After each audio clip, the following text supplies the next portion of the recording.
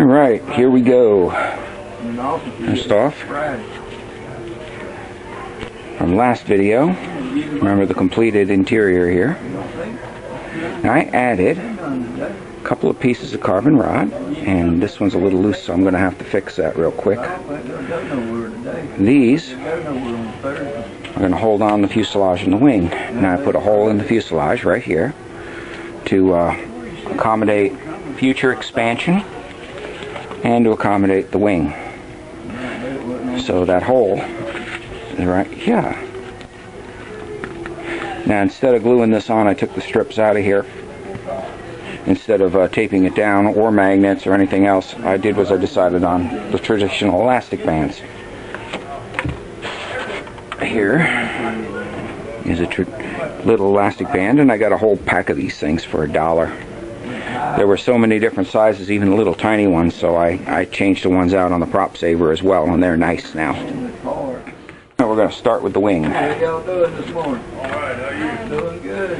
What I did here was I put a 1mm carbon spar all the way across, and of course there was a dihedral to the wing, so I had to cut it, crisscross it, and then hot melt it there. That's the extent of the modifications I've done to this wing. I may or may not in the future change it around even a little more, maybe put ailerons or flaps on it.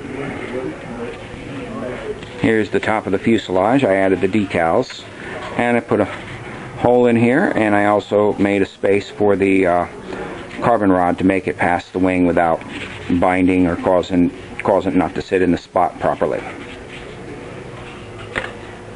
Next is the landing gear. What I did with the landing gear was I put a 1mm carbon rod across, put 1 1/4 inch wheels onto that, and I used shrink tubing to hold the carbon rod in place. Then I just used a drop of hot melt glue on each end just to hold the wheels, and that should be adequate to get it on and off the ground. Now I have always wanted to have a float plane Hobby Zone Champ. And I found these when I was at the Joe Knoll fly-in. These are a float set for a UMX Carbon Z Cub. Alright, it fit into the front. It fit into the front right here where the landing gear go normally. It did that, but it's a tight fit. Not to worry though, because it's still usable. I may modify it a little bit. And what I did here was I set them in place, set the rear onto here, and then I made a mark with them with a pen to where it was going to go. Opened it up with a hobby knife and put a piece of tape over to reinforce it. At that point, I popped the back part of the landing gear, back part of the floats through, and abracadabra, alakazam, it holds really well. So there's our modifications for that. Now I've been using this 250 milliamp hour battery in here, and I'm going to get some 200s later if I feel, as long as the plane flies satisfactorily, and you stick the battery there, kind of stays on through the bottom there. But I do have enough that later I could cut that out and make it so that I could shift it around just a little bit. There is enough foam there to do it, but I don't want to take too much out, so I would make it a little deeper. The other option would be to put it this way, but then I'd have trouble with the floats, so I don't think I'm going to do that. Anyway, either way, it works just fine the way it is. And then it wouldn't fit in the case. Now, I haven't found a way to put the floats in the case yet, but I did do this. In here I cut the foam out so that the landing gear would make it past, and I opened up a hole for the bigger battery, and I could do plenty of that. I eliminated the charger, eliminated the transmitter that I don't need anymore.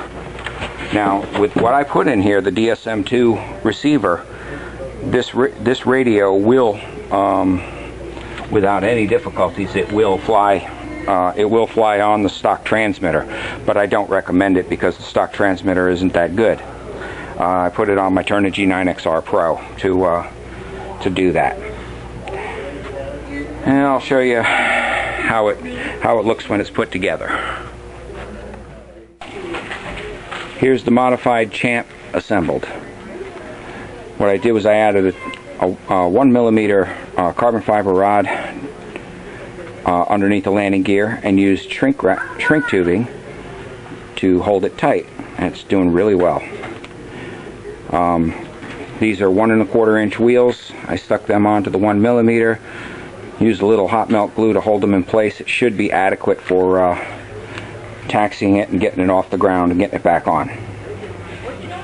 Instead of using tape to hold the body together, I set it up for rubber bands.